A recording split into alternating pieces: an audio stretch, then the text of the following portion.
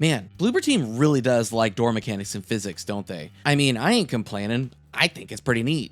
Layers of Fear, the Final Masterpiece Edition, is a long name for a game, but the reason for it is because these games released previously. The difference with these is that they're only playable on the Nintendo Switch 2. This collection includes both Layers of Fear titles, along with any DLC that had released. It packages all of these together in a way that honestly, I had to go and look up what each story was originally tied to. It's broken up like this. There is a mainline story followed by subsequent smaller episodes that give the perspective from someone else that was part of that main storyline. The first game tells the story of a painter who, let's say, goes through some things, while the second game follows an actor aboard a cruise ship. These games are very walking simulators, so if you aren't interested in those types of games, then here's your chance to save some time and goodbye. If you're sticking around, of course due to my lovely and smooth voice, let's discuss the stories told, since these are heavily focused on that. Layers of Fear doesn't rely on jump scares, which I greatly appreciate. There are some instances of a loud noise or a sudden apparition appearing right behind you, but largely there's more psychological scares.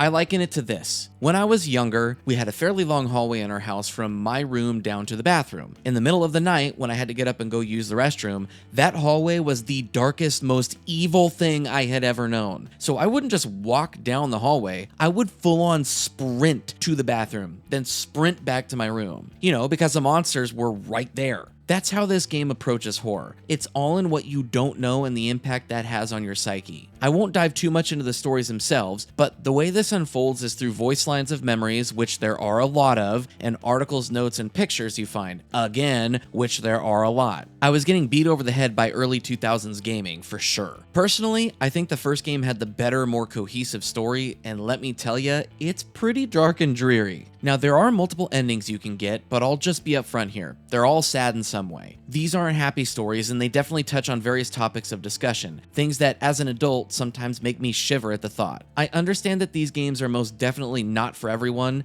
but I found them to be intriguing. My favorite aspects of the stories were the gray areas, those choices and when the story unfolds in a way that even if you see a clear right answer, the wrong answer isn't that far-fetched. This is in context of the material itself. I don't want you thinking I'm a psychopath. You basically get two bad options. You decide which is the lesser evil. The story is largely the same throughout. This is my biggest gripe with the game. The pacing. There are moments that are truly horrifying here and they really hit hard, but unfortunately many times these moments would be followed by sections that would slog. This collection doesn't take too long to go through. I believe it took me around 15 hours or so to complete, but I still think they could have been reduced a little bit more. The gameplay loop is tied to the story. Walk around a section of the current location of the story, find notes and pictures to gather more information on said story, then discover the final area to complete. Mixed in are small actual gaming moments where you use your source of light to slow down the unkillable enemy and get to a safe space. These make sense as an idea or a feeling, such as guilt, can feel like it can't be beaten but rather just sidestepped. As far as this version of the game,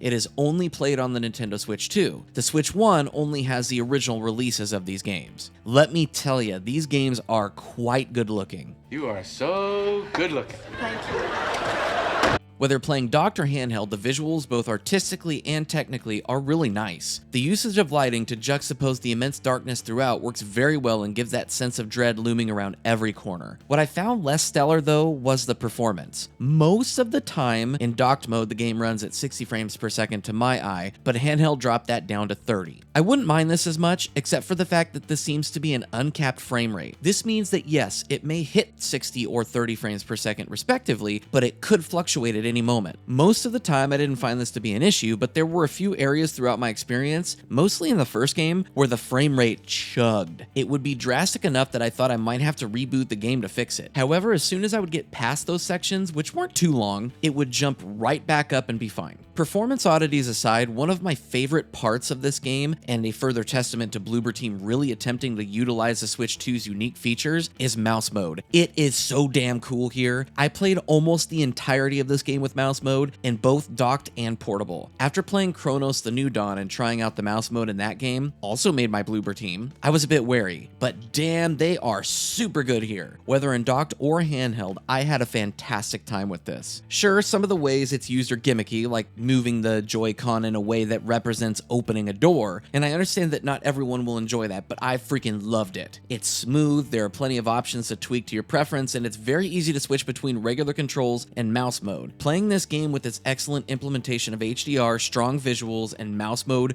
really made my day. As good as mouse mode is, the most impressive thing to me in this game is the audio. I swear, Bloober Team focuses solely on door mechanics and audio. There was one instance where the audio cue was off. There would be sound of rain, and in a very specific spot in the room, it would just suddenly stop. Otherwise, the audio is outstanding. The noises, audio lines, and just ambient sounds do the heaviest of heavy lifting in this game. It makes such a difference and adds to the horror of this collection. Something that may have been mildly creepy would evolve into something disturbing because of the audio quality. If you're cool with heavily story-driven games with a lot less actual gameplay, I definitely recommend this collection. The Switch 2 features and hardware usage is incredibly well done here and a huge step up from Bloober Team's previous title on the Switch 2. Layers of Fear might essentially be a walking simulator, but it's one that tells compelling stories of horror wrapped in a handsome visual package and topped with some of the best audio and Switch 2 feature usage to date. Now please excuse me while I continue messing with these doors.